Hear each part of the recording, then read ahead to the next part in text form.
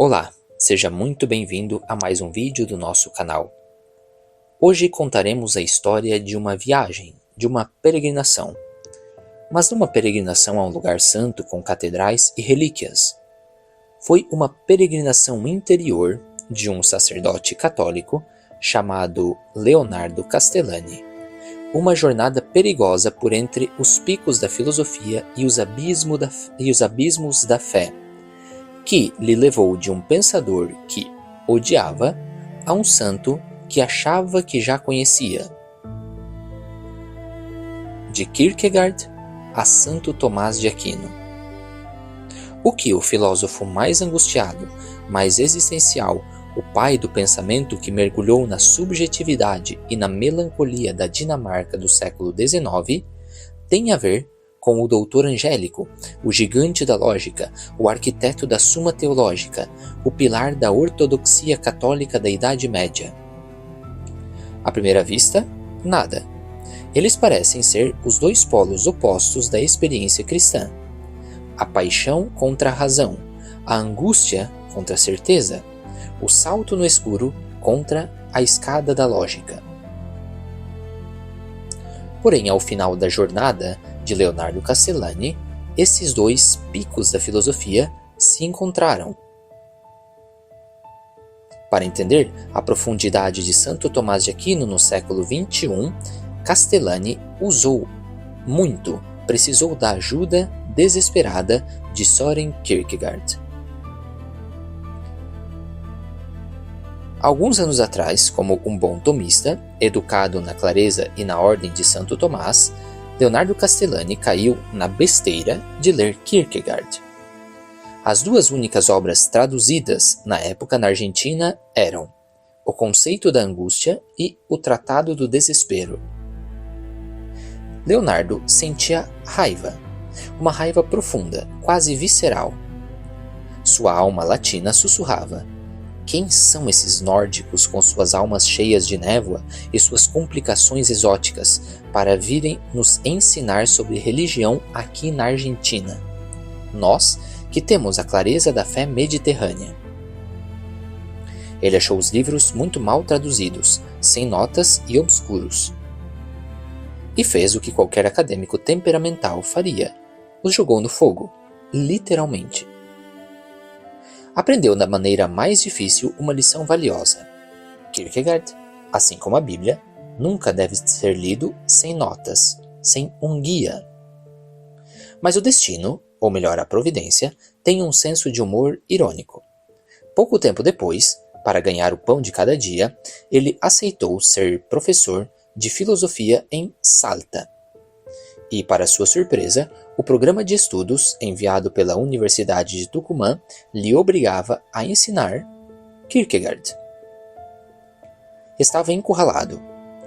Um pequeno parêntese engraçado. Quando chegaram os exames, ficou claro que o professor de Tucumã que elaborou o programa não sabia absolutamente nada sobre Kierkegaard, mas isso é uma outra história.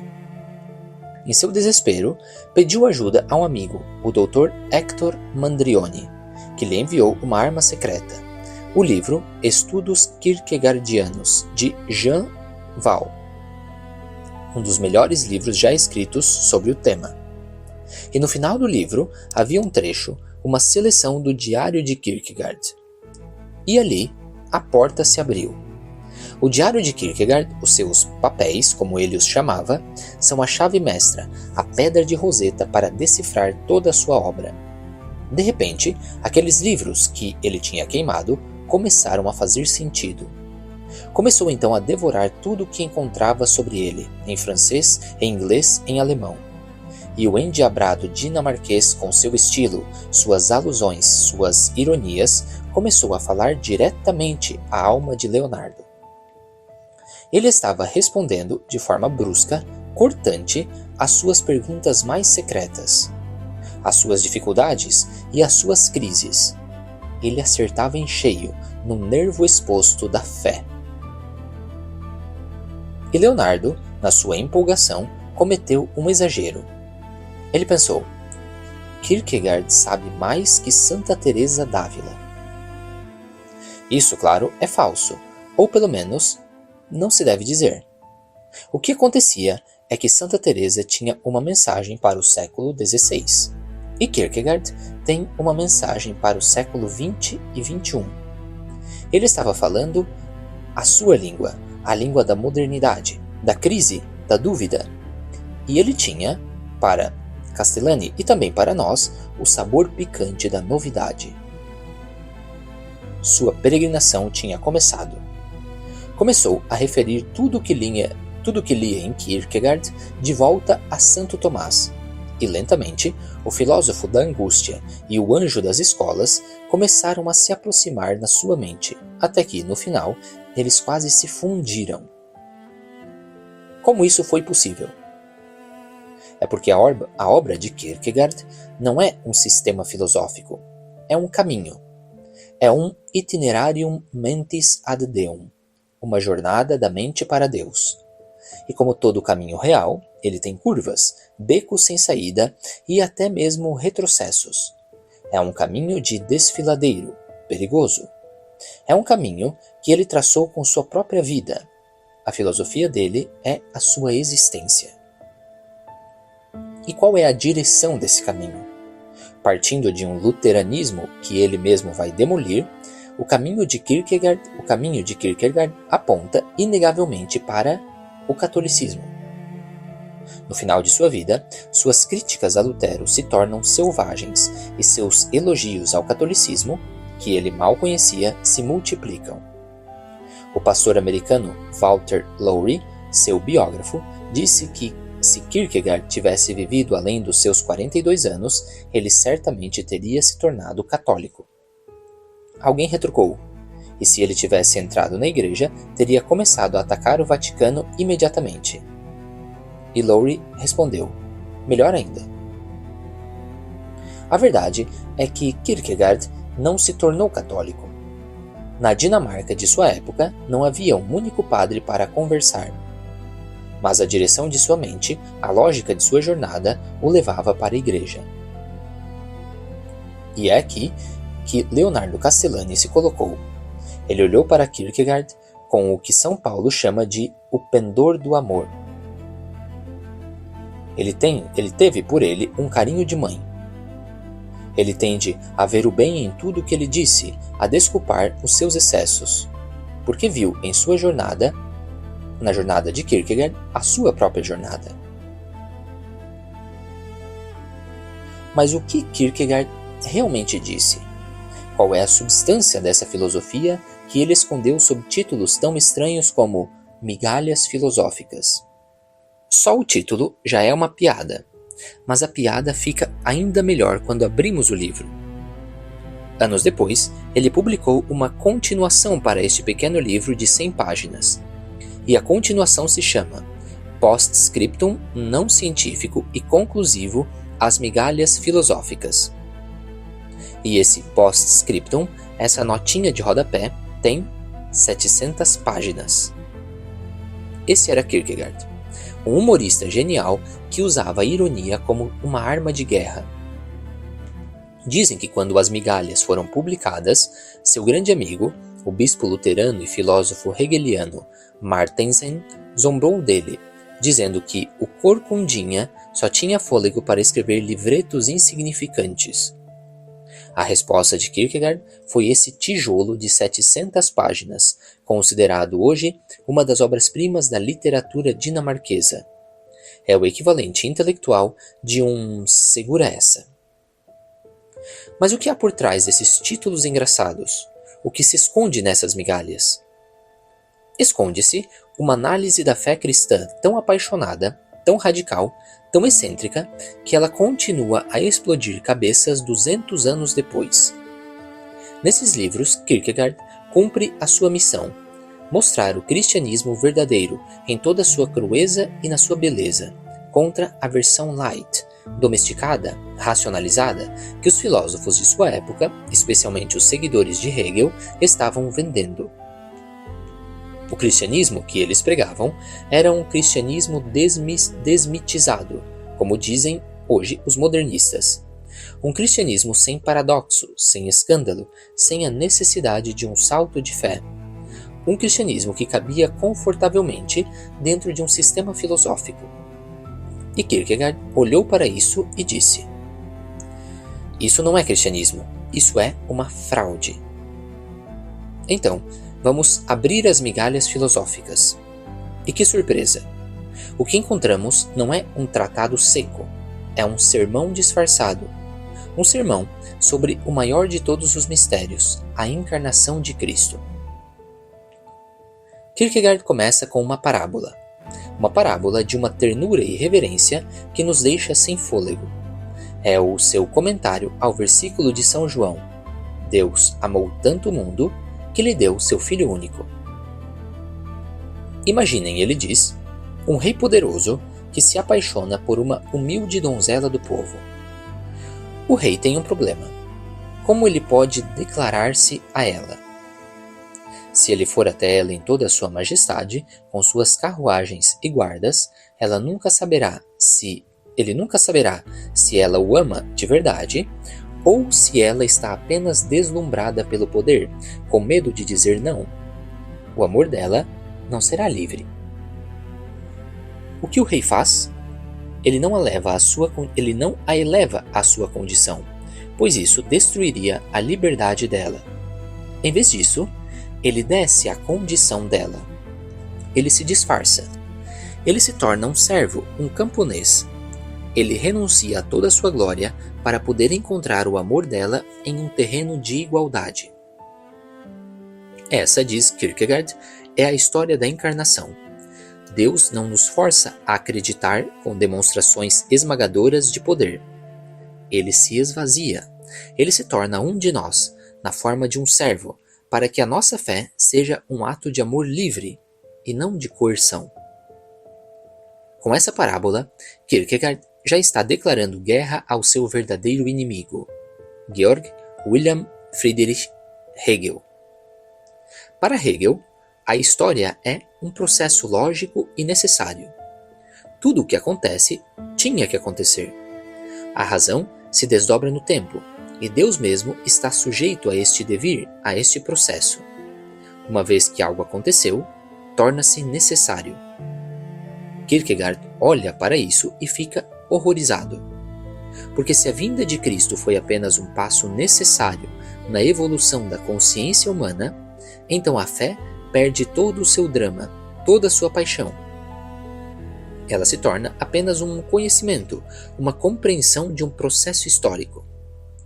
Para Kierkegaard, o cristianismo não é um conhecimento, é um encontro com um paradoxo, um encontro com o impossível, o eterno entrando no tempo, Deus se tornando homem.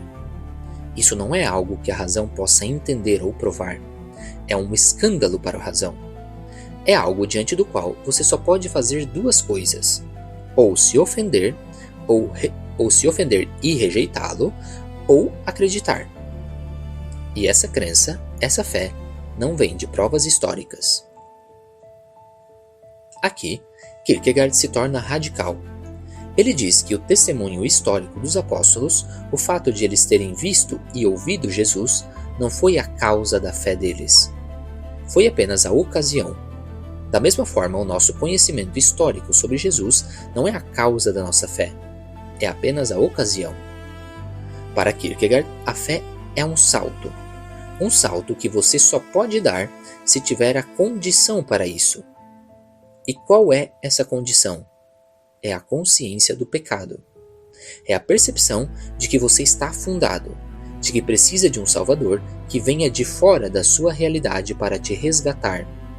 Sem essa consciência, Cristo será sempre apenas um grande mestre, um personagem histórico interessante, mas nunca o seu Salvador pessoal.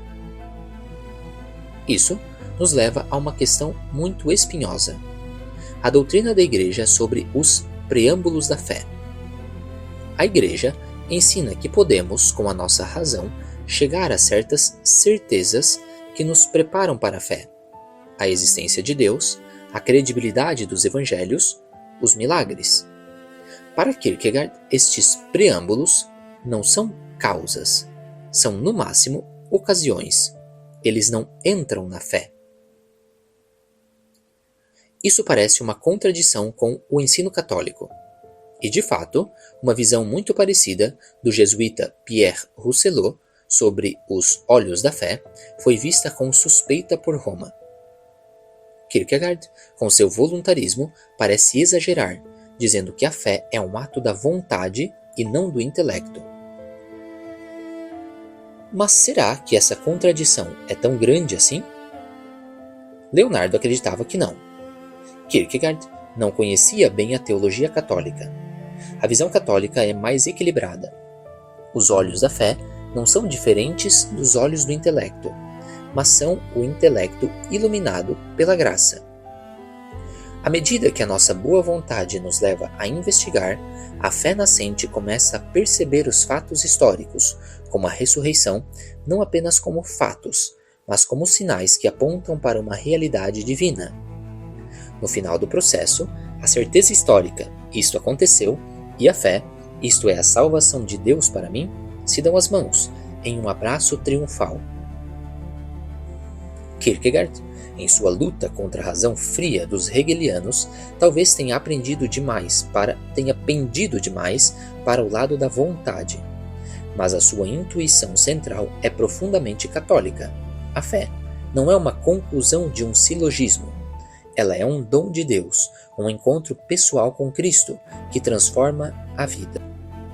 Depois, Castellani se debruçou sobre a obra monumental, post-scriptum não científico e conclusivo às migalhas filosóficas. Ele leu essas páginas com uma paixão que poucas obras despertaram em sua vida. Sentiu a genialidade, a intuição profunda sobre a alma humana. E sentiu Kierkegaard tão perto dele que o chamou de irmão. Na época em que ele estudava, chegou a pedir a Deus um sinal de que Kierkegaard tinha se salvado. E naquele mesmo dia, como um presente, surgiram os versos de um dos melhores poemas que Leonardo Castellani escreveu. Mas o que há neste livro que toca tão fundo? Há a filosofia completa de Kierkegaard. E no centro dela está a sua doutrina mais famosa e talvez mais radical, a doutrina da interioridade. O que é isso? É a ideia de que a verdade mais real, a única que importa, é a verdade subjetiva. A verdade que você vive, que se torna parte da sua existência. Isso soa muito perigoso. Parece relativismo. Mas não é isso o que ele quer dizer. Para Kierkegaard, a verdade objetiva do cristianismo, que Cristo nasceu, morreu e ressuscitou, é o ponto de partida. Mas essa verdade por si só não salva ninguém. Ela só se torna salvadora quando nós nos apropriamos dela com paixão, quando ela se torna o centro ardente da nossa existência. E essa interioridade, esse relacionamento com Deus é radicalmente pessoal e incomunicável. Podemos sentir isso na nossa própria vida. Às vezes, depois de um encontro, nos sentimos um gosto amargo. Aquilo que nós sentimos como mais real dentro de nós, no nosso coração, nosso segredo, não conseguimos comunicar aos outros plenamente. E talvez seja porque Deus está ali. O fato é que vivemos, como dizia um antigo filósofo, disfarçados. Aceitamos os rótulos que os outros nos colocam. Ele é um santo, um gênio, um rebelde, um homem feliz. E temos que dizer amém, porque discutir seria inútil. O nosso interior só Deus conhece.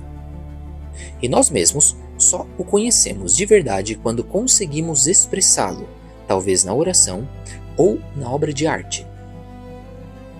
Essa é a doutrina da interioridade de Kierkegaard. E parece estranha, extremista. Parece um retorno à mística dos eremitas do deserto, um isolamento que vai contra a vida social e hierárquica da igreja. Mas Kierkegaard não está rejeitando a igreja. Ele está alertando para o seu maior perigo, a exterioridade. O perigo de um cristianismo que se torna apenas um conjunto de rituais, de regras sociais, de pertencimento a um grupo, mas que está vazio por dentro. Ele viu este cristianismo oco na igreja luterana da Dinamarca e o atacou com a fúria de um profeta. Este grande livro vai além da questão o que é a fé. Ele coloca a verdadeira pergunta: como alguém se torna um cristão? Que para Kierkegaard é o mesmo que perguntar como alguém se torna um santo. E a resposta dele é de uma clareza assustadora. O caminho da fé exige tudo. Exige a resignação total, a aceitação do sofrimento e o sentimento de culpa. Mas não uma culpa doentia, mas a consciência de que somos pecadores e precisamos de um Salvador. A fé é o início de um itinerarium mentis, um caminho espiritual que dura a vida inteira, rumo à santidade. E essa foi a vida de Kierkegaard, uma busca incessante. E podemos acreditar que, apesar de seus erros, ele a alcançou. Sua morte, como contam seus biógrafos, foi a morte de um santo. Mas perguntamos, como alguém pode ter uma ideia tão clara do caminho da santidade antes de ser santo? Sim, é possível. A graça de Deus pode nos dar um vislumbre da meta. Pensemos nos poemas religiosos de Paul Verlaine, escritos no meio de sua vida turbulenta. Kierkegaard se queixava de ter transformado seu chamado à santidade em poesia, em literatura. Mas essa própria queixa nos mostra que ele era mais do que um poeta do religioso. Ele era também um cavaleiro da fé. Ele viveu o que escreveu. Muitos professores de filosofia, os inimigos que Kierkegaard previu, o acusam de tudo: luteranismo, jansenismo, maniqueísmo, e eles não o entenderam. Eles fizeram exatamente o que ele disse que fariam: o reduziriam a um parágrafo em seus manuais, o etiquetaram e o explicaram de forma pomposa, esvaziando toda a sua paixão. Kierkegaard assina o post-scriptum com um pseudônimo, Johannes Climacus, e diz: eu, Johannes, não sou um cristão, sou um humorista. Mas para ele, o humor era o trampolim para dar o salto para o religioso. Ele não se dizia cristão, porque para ele cristão era sinônimo de santo. E nenhum santo jamais disse de si mesmo: eu sou um santo. Ele dizia que não era um cristão, mas que queria ardentemente tornar-se um. Essa é a jornada. A fusão final, onde Kierkegaard e Santo Tomás de Aquino se encontram. E agora, voltamos ao início.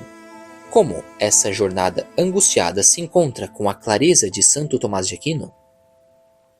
Muitos dizem que o tomismo é a filosofia perennis, a filosofia perene. Mas uma filosofia perene, no sentido de um sistema fixo, válido para sempre, simplesmente não existe. O que existe é uma tradição filosófica de 3.000 anos que, no meio de muitos erros e opiniões, contém um fundo de verdades eternas. E Kierkegaard, sem saber, mergulhou nessa tradição.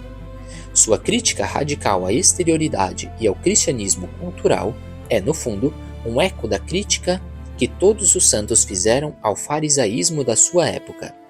Sua ênfase na fé, como um encontro pessoal com Cristo, é o coração da mística católica. Sua jornada, partindo da angústia do pecado e buscando a santidade, é a subida do Monte Carmelo de São João da Cruz. Ele começou como um protestante, criticando a razão em nome da fé. Mas ao levar a fé a sério, ele descobriu que ela precisa de um alicerce. Ele descobriu a necessidade da autoridade, de um testemunho confiável, de uma igreja. E o fim da sua jornada aponta para a única filosofia que conseguiu unir, de forma harmoniosa, a fé e a razão: o tomismo.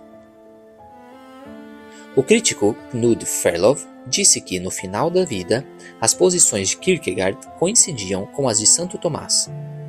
É uma afirmação que precisa ser calibrada, mas a direção é inegável.